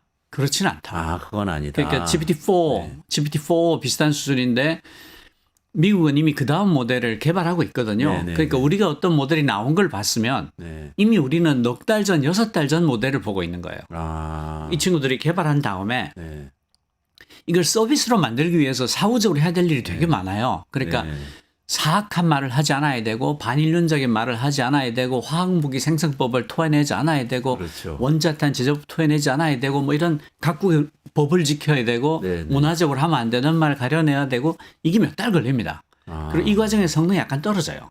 아, 애를 범생이로 만드는 과정이거든요. 아, 그렇군요. 네네. 그러니까 기왕에 나와 있는 모델 중에서도 아주 최신이 아니라 그전 거 몇 달 전 모델을 비슷하게 따라왔다. 그러면 그냥 어지간히 했네 라고 해야지 혁신이라고 말할 수는 없어요. 아. 그러니까 한 미국에 여전히 7에서 10개월 뒤쳐져 있는 건 사실이지만 네. 엔지니어링에서 끝판왕을 보여줬다. 아. 그리고 또 하나 우리가 봐야 될 게 오픈소스 전략입니다. 아, 네네네. 그것도 화제가 많이 됐죠. 사실은 충격을 준 이유가 엔지니어링을 어마어마한 기술력으로 했다, 오픈소스로 했다는데 엄밀히 따지면 이게 훨씬 충격이 더 그래요? 큽니다. 네. 그러니까 그 챗GPT 같은 것을 기본 모델이라고 불러요. 기반 모델, 기본 모델, 파운데이션 모델이라고 부르는데 얘는 이제 뭐 GPT-4 같은 경우에 1조 8천억 개의 토큰을 매개 변수를 가지고 어마어마하게 그 엄청나게 많은 언어 데이터를 사전 학습했다. 네. 그래서 기반이 된다. 파운데이션 모델이다. 이걸 가지고 여러 가지 일들을 해볼 수 있다. 그런 거고 이 O1 GPT-4가 있고 O1이 있잖아요. 네네. O1은 그 추론하는 모델이에요. 네. 특별히 수학이라든지 프로그래밍이라든지 이런 쪽에 논리적인 사고를 길게 이어가야 되는데 특화돼 있어요. 네. 이번에 나온 R1은 O1을 따라잡은 겁니다. 아, 딥시크 R1이 네네. 오픈 AI의 O1을 예, 따라잡았다. 추론을 한 건데 네. 그 오픈 AI의 O1은 얘를 어떻게 개발했는지를 알려주지 않아요.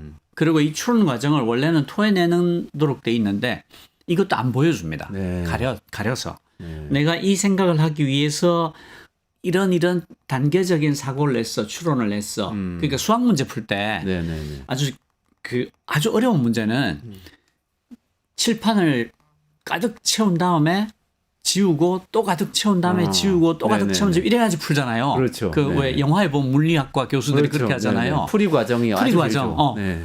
그 대치동의 그 아주 어려운 수학 문제를 강사가 할 때도 풀이 과정을 그렇죠. 쭉 보여주잖아요. 그러니까 네네. 풀이 과정을 보여주는 거를 안 했어요. 아, 오픈 AI는 안 했구나. 그러니까 오픈 AI O1이 아주 궁금한데 후발주자들이 따라가려니까 궁금한 게 너무 많았거든요. 네. 그런데 이 딥시크는 그 두 개를 다 공개를 해버렸어요. 아. 이렇게 개발하니까 되던데 그리고 추론 과정은 이래. 둘을 다 오픈해버린 거예요. 그러니까 사흘 만에 그 허깅 페이스 같은 그 AI의 오픈소스를 올리는 플랫폼이죠. 플랫폼에 네네. 네. 400개가 넘는 그 R1의 레시피를 그대로 따라한 것들이 나오고 마이크로소프트 애저나 아마존 그다음 퍼플렉스티 이런 네 군데에서 R1 엔진을 사흘 만에 네. 엔진 갖고 와서 포팅해서 자기들 서비스를 올려놓고 아. 그런 일이 생긴 거죠. 아, 그거를 가공해서 네. 이렇게 파는 것도 가능한 거군요. 네네, 오픈소스면. 완전히 MIT 라이센스를 해서 뭐 상업적으로도 써도 된다. 네. 그러니까 굉장한 충격이 온 거죠.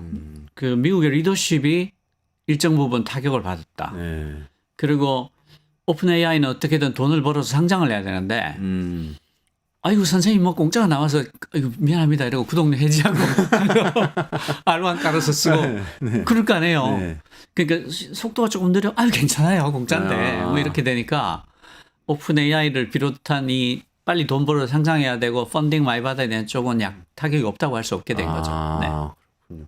오픈 AI도 저는 근데 며칠 안 됐는데 그 사이에 또 새로운 모델을 내놨더라고요. 예, 그게 제가 GPT를 제가 쓰는데 O3 예, 미니라고 해서 그게 막 제가 나오더라고요. 7에서 10개월 네. 떨어져 있다고 말씀드린 게 그건데 아, 그러니까 O1을 겨우 따라왔는데 O1보다 훨씬 월등한 O3를 내놓고 그리고 O3하고 연동해서 딥 리서치라는 걸 내놨는데 이게 물건입니다. 아. 딥 리서치는 보통 그 한 뭐 최고 길게가 한 3분까지인가? 네. 30분까지. 30분까지. 30분까지 길게 생각할 수 있는 생각을 하는군요. 네. 네. 그래가지고 제 주변에 그 연구자들이 써보고 말해준 바에 따르면 그 박사후 과정, 네. 포닥 네. 수준의 리포트를 낸다. 아, 그래요? 네. 그 그 박사후 과정 정도 수준은 되는 것 같다. 예, 그렇게 그 얘기를. 전에 챗GPT는 그런 정도까지 기대를 하지는 못했던 챗GPT는 거죠. 장르가 다르죠. 챗GPT는 파운데이션 모델, 파운데이션 기반 모델. 모델이니까 얘는 깊이 생각하지 않고 1, 2초 안에 답을 다 하죠. 네네. 근데 얘는 그 웹사이트들을 다 찾아서 논문을 찾아서 그걸 다 리뷰를 하고 네. 검토를 하고 단계적으로 사고를 해서 내가 이 일을 풀기 위해서 어떤 사고를 해야 되나. 네. 지금 그 퍼플렉시티 가면 네, 그 네, 네. 추론 과정을 볼 수 있습니다. 네.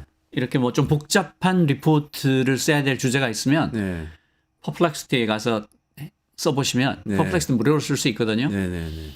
이렇게 이 문제를 풀기 위해서 내가 이런 생각을 해야 된다를 보여줍니다. 음. 첫 번째, 두 번째, 세 번째, 네 번째. 그러고는 한 몇 분 있다가 답을 쭉 써줘요. 네. 그런 식으로 하는 건데 딥 리서치는 한 달에 $200 내야 되지만 네. 그런 종류의 리포트를 한 달에 한 개 이상 쓰는 사람은 무조건 쓰면 본전 없습니다. 그렇죠. 네. 사실 만약에 그게 진짜 박사후 과정급 논문을 쓰는 거라고 그러면은 그 논문 하나 뭐 써가지고 어디 게재하고 하는데도 보통 몇백 달러 들고 뭐 그쵸. 어떤 때는 뭐 100만 원까지 들고 그래요. 네. 그거 그러니까 써주는데 200불 제가 쓸수 어떤 있죠. 제가 이제 한번 테스트를 어떻게 해봤냐면 제가 그 동남권에 그 소부장 기업들 네네네. 어떻게든 부흥을 시켜야 되잖아요. 네. 뭐 그런 거 저런 거 관련해서 주제를 잡아가지고 제가 쭉 썼어요. 네. 예전에 제가 본 자료들이 있으니까 네. 쭉 다 쓰고 이 글에 관련 근거들을 다 찾아서 붙여달라 네. 했더니 기가 막히게 다 붙여주는 거예요. 아, 그 오픈 AI 딥 리서치에서요. 퍼플렉시티. 퍼플렉시티 네, 딥 네, 네, 리서치. 그 안에 포팅돼 있는 거죠. 예. 또. 아. 그러니까 그 예전 같으면 제가 그런 글을 읽은 적이 있어도 글로 쓰기 위해서는 그 일일이 다 찾아야 되잖아요. 내가 그런 게 있다는 건 알고 있지만 네. 다 검색해서 확인하고 찾고 숫자 보태고 해야 되는데 그냥 제가 기억이 나고 내 논리가 있으면 쭉 논리대로 다 쓰고 이 글의 근거를 붙여줘 아. 라고 하면 굉장히 근거가 빵빵한 어떤 글이 쫙 나오는 거예요. 아. 정말 너무 놀랐어요. 그 지금 KT25님 감사합니다. 플립처럼님 감사합니다. 두 분이 대박이다 그러면서 박사 논문이 의미가 있을까요? 이제 이런 질문도 하시는데요. 아, 이런 세상이 오는 여전히 박사 논문 의미가 있죠. 그러니까 이게 이제 그 여러 개의 자료 논문들이 나와 있을 때 그것에 대한 메타 논문들, 이 논문들 이때까지 나왔던 연구들을 다 정리해서 트렌드가 어떻고 결론이 어떻고 이런 걸 알려달라고 하면 아주 잘 잘합니다. 네, 그건 뭐 거의 박사후 과정하고 똑같은데 무엇을 물을 것인가? 아. 그건 본인밖에 못하죠. 네. 그러니까 사실은 좋은 질문이 좋은 답을 안고 있잖아요. 네. 가령 양자역학 같은 게 왜 나왔습니까? 설명 안 되는 것들이 있어서 그렇죠. 이게 왜 이렇게 됐을까라고 물어서 양자역학이 나왔잖아요. 아. 이게 입자냐 파동이냐 뭐 이런 질문을 못하면 얘는 아무 답도 하지 못해요. 아. 그러니까 그런 훌륭한 통찰력 있는 질문을 하는 것이 영원히 남아 있는 거죠. 아, 그 질문을 하는 건 인간의 영역이. 묻지 않은 질문을 어떻게 답을 듣겠어요. 아. 그러니까 모자리 같은 질문을 하면 모자리 같은 답이 나오는 거죠. 네. 아, 그러니까 생각해 보니까 지금 말씀하신 게 얼핏 들으면은 딥 리서치 이렇게 되면 옛날에 우리 막 슈퍼 인텔리전스다 AGI다 그러면서 인간을 초월한 어떤 지능이 나타나서 인간 다 지배하고 이런 상상을 많이 했는데 그러기는 좀 어렵겠네요. 새로운 걸 만들어서 우리를 지배할 수는 없고 우리가 예, 뭘 시켜야만 일을 하는. 지금 이 사람들이 만들고 있는 것들이 이제 결국 AGI라고 하잖아요. 네네. Artificial General Intelligence라고 인공 일반 지능이라고 하는데 지능의 여러 영역에서 인간의 지능을 뛰어넘는 인공지능을 AGI라고 불러요. 네. 근데 그 오픈 AI나 클로드나 엔트로픽이나 그 AI 회사들이 대체로 일과 관련된 지능에 있어서 인간의 지능을 넘어서는 것을 목표로 하고 있습니다. 일과 관련해서 네. 우리의 업무를 말씀하시는 거예요. 네네네. 그러니까 아, 오픈 AI는 명백히 그렇게 얘기해요. 자기들이 AGI를 만들게 되면 네. 적어도 일에 관한 한 사람은 필요 없어질 거다. 아예 필요가 없어진다. 예, 그 AGI의 마지막 단계가 organization입니다. 아, organization이 무슨 뜻인가 하면 적어도 회사 단위의 조직이 6달에서 12달 정도 걸려 할 수 있는 일을 AI가 혼자 할 수 있다. 아, 그게 AGI의 마지막 단계예요. 네. 그 지금도 이미 AI를 잘 쓰면요. 네. 아마 원래 말에는 틀림없이 그렇게 될 것 같은데 모든 그 노동자들이 팀이 될 겁니다. 팀, 한 노동자가 예. 한 팀처럼 여러 개의 움직이는 거예요. 에이전트를 부릴 수가 있거든요. 아, 그 예를 들어서 제가 이제 자주 듣는 예인데 네. 제가 어떤 회사의 기획실에 있어요. 그러면 각 본부에서 금요일 날 주간 보고 리포트를 받아서 엑셀 시트로 받아서 네. 그 엑셀을 합하고 거기에서 주목할 만한 사항이 있으면 그걸 요약하고 네네네. 그리고 사람들이 보기 좋게 그래프나 표로 만들고 그렇게 해서 주간회의 참석할 모든 분들한테 금요일 날 한 오후 5시까지 다 보내는 일을 한다. 네. 혹은 월요일 새벽에 보내는 일을 한다. 라고 하면 그 이메일을 보내는 에이전트한테 금요일 날 오후 1시에 리마인드 메일을 보내라. 그리고 오후 4시에 한 번 더 확인을 해서 안 보낸 사람한테 한 번 더 보내라. 그리고 메일이 다 왔으면 엑셀을 가지고 일하는 에이전트한테 그걸 넘겨라. 아, 그러면 엑셀을 가지고 일하는 애는 이 엑셀 5개를 합해라. 아, 합해가지고 하나의 표로 만든 다음에 주목할 만한 사항이 있다면 네. 이건 특기할 만한데 예전하고 다른 패턴인데 그러면 그걸 앞에 요약으로 적고 그리고 그걸 전체를 나타낼 수 있는 인포그래픽을 네. 첨부해라. 와, 그리고 다시 그 결과가 나오면 메일을 보내는 에이전트한테 다시 넘겨라. 그 메일을 보내는 에이전트는 이걸 첨부해서 문서 나한테 보내서 내가 컨펌을 하면 네. 주간회의 참석자 전체한테 발송을 해라. 팀장만 나는 팀장이고 팀원들 예. 다 AI 인 그런 거죠. 거예요? 그러니까 이게 업무의 일의 순서를 내가 설계할 수 있다면 네네. 그러니까 워크플로우를 설계할 수 있으면 그 일은 다 에이전트를 시킬 수 있는 거예요. 근데 이 얘기 들으면은 되게 공포스럽다고 느끼는 분들도 있을 것도 같은데 또 어떤 면에서는 되게 좋은 것 같기도 해요. 인간이 하는 일을 되게 업그레이드 시키는 것 같기도 하고. 그래 그게 이제 두 가지 길인데 하나는 AI가 내 일을 대신해 주니까 너무 좋아요. 이쪽으로 가면 AI 때문에 내 일자리 다 뺏겼어요. 거기 일로 갈 거냐는 사회 제도의 문제고 합의의 문제예요. 그러니까 생산성이 되게 높아지면 이 높아진 생산성을 사회적 안전판을 만드는 데다 투자를 해서 그 주당 노동식 그를 주 5일 근무에서 자연스럽게 주 4일 근무, 주 3.5일 근무로 바꾸고 그렇게 바꾸고 노동시간을 줄이면 괜찮은 일자리를 나눠 가질 수가 있어요. 사람들이 여전히. 네네. 그리고 특별히 이런 쪽의 에이전트가 어디를 특별히 공격하겠어요? 신입들을 공격해요. 신입사원들. 신입사원들이 그렇겠네요. 하는 일이 이런 네. 일들이잖아요. 그렇죠. 너 일 배워라. 네네. 신입사원들 일자리부터 먼저 날아가요. 그러니까 우리가 이런 일을 할 때는 항상 그 젊은 친구들을 어떻게 보호할 거냐를 같이 생각해 줘야 된다고요. 아, 왜냐하면 이게 숙련이 되지 않은 지적 노동, 네네. 지적 노동자인데 숙련이 안 됐어. 그럼 AI한테 이제 곧 날아갑니다. 그렇겠네요. 그러니까 사회 전체가 합의를 해줘야 돼요. 와, 우리 일을 대신해 주니까 내가 너무 편해졌어로 갈 거냐? 아니면 AI가 내 일자리를 다 뺏어갔어요. 나는 사회에 진입할 방법이 없어졌어요. 하게 만들 거냐? 이걸 사회 전체가 합의를 해야 되는 거죠. 근데 보통 회사에서 그러니까 신입사원 들어와가지고 그래도 뭐 대리 정도 이 기능이라 다르면 대리 정도 돼야 그래도 업무 하나를 맡아가지고 짜고 프로젝트를 진행하고 하잖아요. 외주 발주도 하고 막 네. 대리 정도 되려면 그래도 한 5년, 3년에서 5년 이 정도는 그래도 집중적으로 일을 시키고 이래야 훈련되는 거 아닙니까? 그 합의를 사회가 같이 해줘야 됩니다.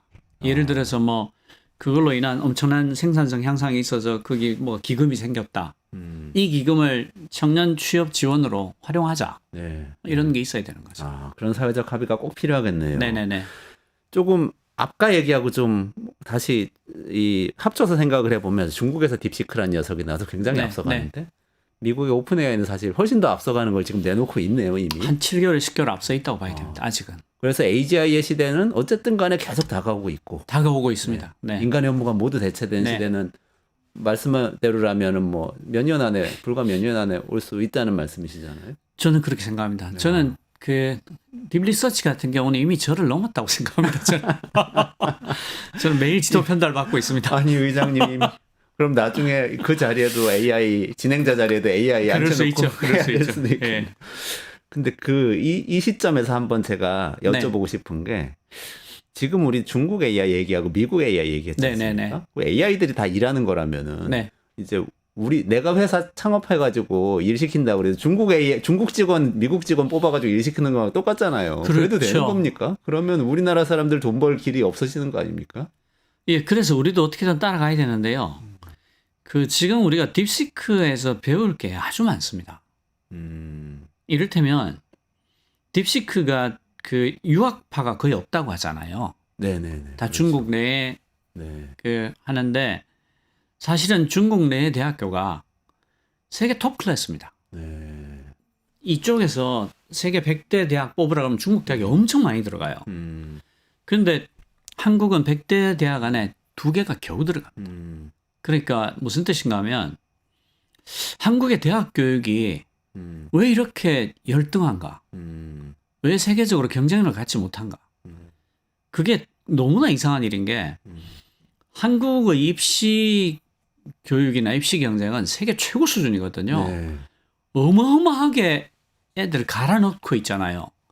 그런데 막상 그렇게 힘든 관문을 뚫고 들어간 대학교는 세계적으로 질이 떨어지는 거예요. 아. 굉장히 이상하죠. 네. 이래가지고 국가 경쟁력이라는 게 어떻게 유지가 되겠어요? 말이 안 되는 거죠. 그러니까 실제로 나라의 어떤 R&D, 연구개발의 경쟁력을 높이는 것은 대학교부터 시작이 되는데 네. 우리는 사회적 자원을 대학교 입시하는 데 다 때려넣고 있어요. 네. 그 이런 겁니다. 뭐 대기업이 있어요. 삼성이든 현대자동차든. 인재를 채용하는데 예산을 100억을 쓰고 인재를 육성하는데 10원을 쓰는 거예요.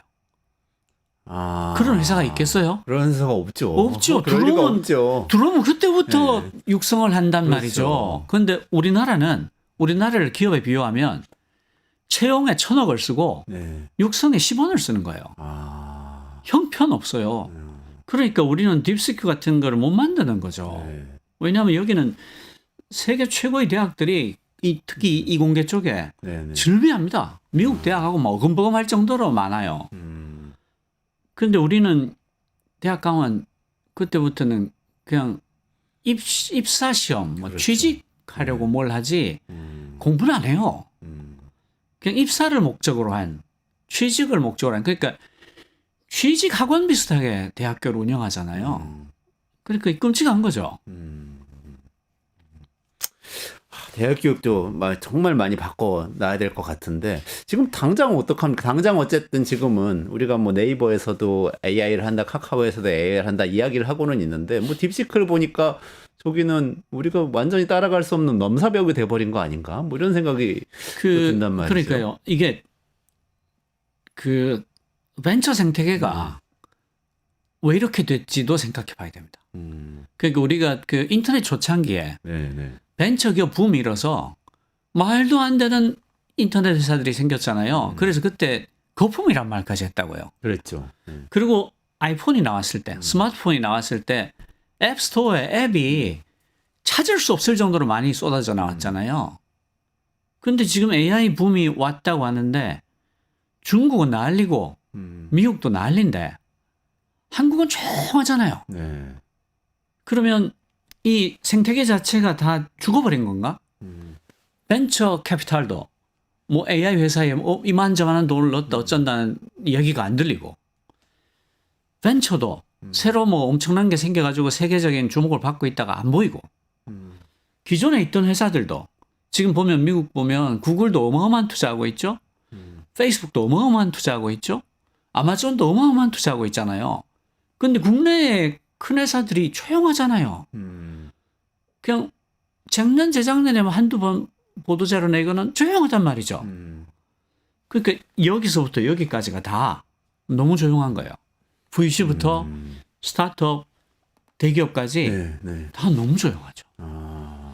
그러니까 중국은 딥시크가 지금 이번에 뭐 유명해졌지만 저런 게 몇백 개가 있다는 거 아니에요. 어떡하나. 어떻게 해야 됩니까? 진짜. 그러니까 지금 그 우리가 고민해야 될 게 대학교의 저질 교육, 대학교의 저질화. 그 세계 최고 수준의 대학교가 없단 말이에요. 그 다 우물한 개구리죠. 서울대 카이스트가 전 세계에 갖다 놓은 리스트에 겨우 걸려요. 그것도 생각해야 되고 이 벤처 캐피탈부터 벤처와 대기업에 이르기까지 이 생태계 자체가 네. 정신을 차려보니까 다 죽어 있네. 오늘 왜 이렇게 조용하지? 이것도 봐야 되고. 그리고 국가 전략이 없지 않습니까? 지금 우리나라 AI 위원장이요. 감옥 가 있어요. 대통령이죠. 윤석열 씨가 네, 위원장. 국가위원장 대통령이. 국가 AI 위원장은 감옥 가 있어요. 내란 저지르고. 네. 근데 뭐 감옥 가시기 전에도 그게 제대로 됐는지는 좀 의문입니다. 지금 그러니까 돌아보니까. 나라 전체에 전략도 네. 없는 거예요. 이게 너무 지금 뭔가 엉망진창이죠. 다시 일으켜야 될 때가 된 것 같은데, 이거, 뭐, 어떻게 이 손을 대야 될지 이게 좀 여쭤보고 싶은데, 어떤 면에서, 아까 오픈소스 말씀하셨잖아요. 오픈소스 되거나 그러면은, 이런 얘기들도 있는 것 같아요. 우리는 그 오픈소스 갖다가 쓰고, 아니면 뭐, 파운데이션 모델, 기반 모델 같은 거, 딴 데서 큰 빅테크에서 만들면 갖다 쓰고, 잘 활용을 하자. AI 너무 투자하지 말고 차라리. 이런 얘기도 있는 것 같은데, 그건 어떻게 생각하세요? 그게 하나만 알고 그 다른 걸 모른다는 건데요. 딥시크가 요번에 공개한 게 두 개입니다. 하나가 V3고 네. 또 하나가 R1이에요. V3가 챗GPT하고 똑같은 기반 모델입니다. 네. 그러니까 V3가 매개 변수가 6,710억 개짜리인데 챗GPT가 1,750억 개였거든요. 네. 네. 그러니까 챗GPT보다 훨씬 큰 겁니다. 그리고 얘를 기반으로 얘를 사후학습시켜서 만든 게 R1이에요. 그렇군요. 그러니까 이 V3가 없으면 네. R1을 못 만듭니다. 그러면 뭐 추론 모델만 만들자고 얘기하는 것도 사실 농담이죠. 어불성설이네요. 그리고 그거는. V3를 공개한 이유는 R1을 공개한 이유는 얘가 최고 수준의 혁신적인 모델이 아니거든요. 네. 네. 그리고 얘는 그 딥시크의 목표도 AGI를 만드는 거예요. 그러니까 얘는 후발로 따라가는 입장이기 때문에 오픈소스 전략이 되게 유용합니다. 후발주자한테는. 후발주자한테는 오픈소스가 좋아요. 우리 같이 힘을 모아서 네. 연구해서 따라갑시다. 이게 좋잖아. 따라가는 네. 입장이니까. 네. 네. 그럼 딴 사람들도 연구한 거 다 오픈하면 같이 볼 수 있으면 시간을 확 줄일 수 있으니까. 그렇죠. 네. 근데 이 친구들이 AGI를 만들었을 때도 오픈할까? 그 계속되진 않을 수 있겠네요. 저는 택도 없는 소리라고 생각합니다. 네. 그러니까 계속 갖다 주게 V3, V4, V5까지 오픈할 수 있을지 몰라요. 네. 그런데 어머나 이거 우리가 세계 최고인데 돈 크게 벌 것 같은데 네. 그러면 V7부터는 오픈하지 않죠. 그동안 즐거웠다. 이제부터 돈 내라. 그렇겠네. 그리고 V6.8까지는 공개를 한다. V7은 남았을 거야. 당연히 그러지 않겠어요? 그렇겠네. 그러니까 네가 돈 내고 쓸 수 있는 거는 V6.8까지야. V7은 나하고 아주 긴밀한 전략적 관계가 있는 쪽만 같이 쓸 거야. V6.8도 아주 좋아. 이거 써. 그리고 R4까지는 공개하지만 네. R5.5, R5.5는 아유 미안한데 이건 나만 쓸 거야. 이렇게 된다는 거죠. 메커니즘 자체를 알고리즘 공개를 안 하고 할 리가 없죠. 아니 근데 그러면은 돈도 돈이지만 돈 내고 계속 쓸 수도 있긴 있겠지만 그것도 그거지만 우리의 정보나 데이터 같은 것도 넘어가지 않나요? 그건 어떻게 되나요? 관계가 만약에 그쪽 파운데이션 모델 우리가 끌어다 써서 클라우드에서 쓰는 모든 AI는 우리 데이터가 다 들어갑니다. 아 그래요? 예, 우리가 입력한 모든 것들이 저장됩니다. 약관에도 나와 있어요. 근데 저장하지만 쓰지 않겠다. 이렇게 약관에 써놨죠. 근데 쓰는지 안 쓰는지 누가 알아요? 아니 그거 다 똑같습니까? 중국의 딥시크나 오픈 AI의 다 똑같습니다. GPT나 뭐 네네네. 근데 이제 딥시크 경우에는 그 약관에 네가 올린 데이터를 우리는 학습에 쓰지 않겠다가 빠져 있어요. 아 그래요? 예, 오픈 AI든 뭐 클로드든 뭐 다 그 엔트로픽이든 그 약관에 구글이든 네가 올린 데이터는 저장만 하지 우리가 학습에도 쓰지 않는다가 약관에 들어 있거든요. 여기는 그건 없어요. 그리고 가져가는 게 몇 가지가 좀 더 있는데 그거는 대동소이합니다. 클라우드에 있는 AI 서비스를 쓸 때는 회사의 기밀이나 내 개인 프라이빗한 자료는 올리면 안 됩니다. 그 점에서 똑같고요. 그 딥시크 같은 경우에는 그 어떤 한계가 있냐면 어떤 당의 사상적 통제를 받아요. 그 천안문 사태에 대한 해석이라든가 이런 몇 가지 것들이 그 당의 사상적 통제에 맞춰서 답을 합니다. 그러니까 그 우리가 그냥 무작정 가져다 쓸 수는 없어요. 네. 안 맞죠. 안 맞겠네요. 네. 근데 그걸 가져다가 우리가 가공해서 쓰는 거는 어떻습니까? 그것도 그 데이터를 가공해서 쓰면 돼요. 가공해서 쓰면 아. 되죠. 그렇지만 그거는 그 빌려 쓰는 건 알고 써야죠. 네. 예. 나중에 그들이 막아버리면 우리는 못 쓰게 된다는 건 예를 들어서 알고 우리가 있어야 한다. 전투기 수출할 때 그 FA-50 수출하잖아요. 네. 그거 수출할 때마다 미국에 허락받아야 돼요. 아, 엔진이 미국 거거든요. 네네. 그리고 KF-21 네. 우리 독자로 개발하고 있잖아요. 네네. 4.5 세대. 네네. 그것도 미국 엔진을 쓰는 한은 수출할 때마다 허락받아야 돼요. 미안한데 거기 팔면 안 돼. 거기 팔겠으면 우리 엔진 못 줘. 그렇군요. 예, 그러니까 이게 AI가 그 범용 기술이거든요. 네네. 모든 곳에 다 쓰여요. 네. 근데 그 엔진 사다 쓰면 되지 않냐 이런 얘기하는 것처럼 저는 들립니다. 그 파운데이션 모델은 대한민국 전체가 붙어서 한번 자원을 모아서 개발해 볼 만하지 않느냐. 네네. 그럼 그걸 우리끼리는 오픈 소스로 나눠 쓰고 그거에 기반한 응용 서비스들은 막 각자 하자. 이런 정도의 얘기는 해볼 만하다.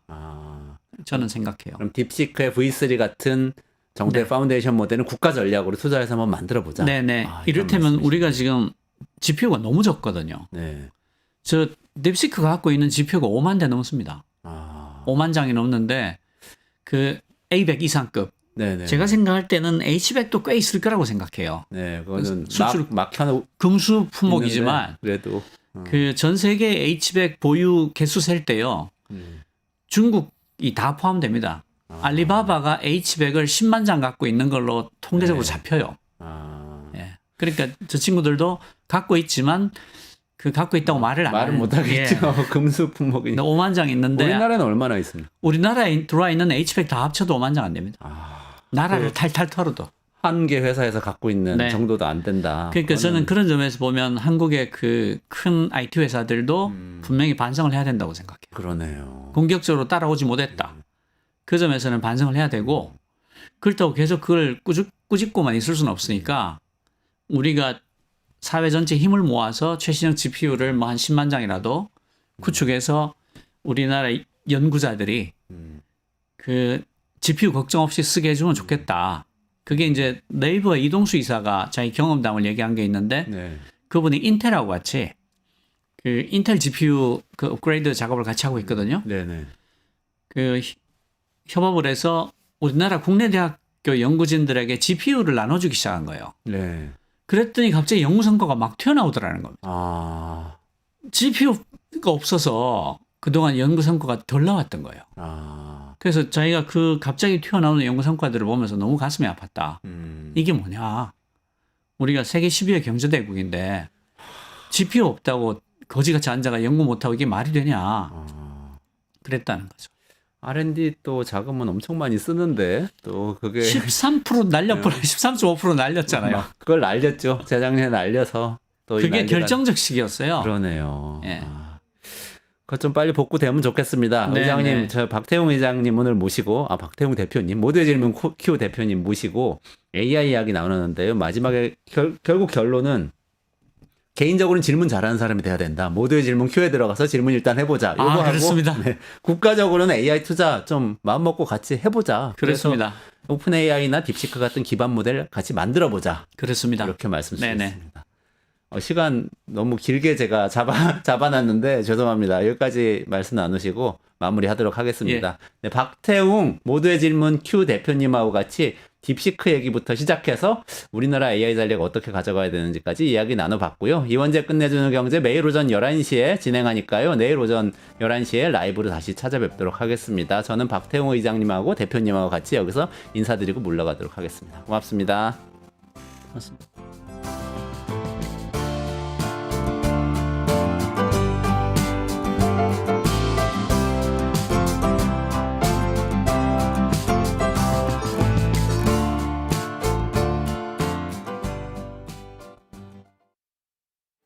뉴스토마토가 12.3 내란을 막아낸 시민영웅 1000명 찾기 프로젝트를 진행합니다. 내란을 막고 탄핵 호출을 이뤄낸 시민영웅 1000명을 찾아내 대한민국 민주주의의 역사로 기록하고 시상해 본보기로 삼음으로써 민주주의를 더 널리 확산하기 위한 프로젝트입니다. 이 과정에 직접 참여했거나 참여자를 추천해 주실 분들은 아래 메일로 제보해 주세요. 많은 참여 바랍니다. 뉴스토마토와 함께 해주실 분들의 응원을 기다립니다.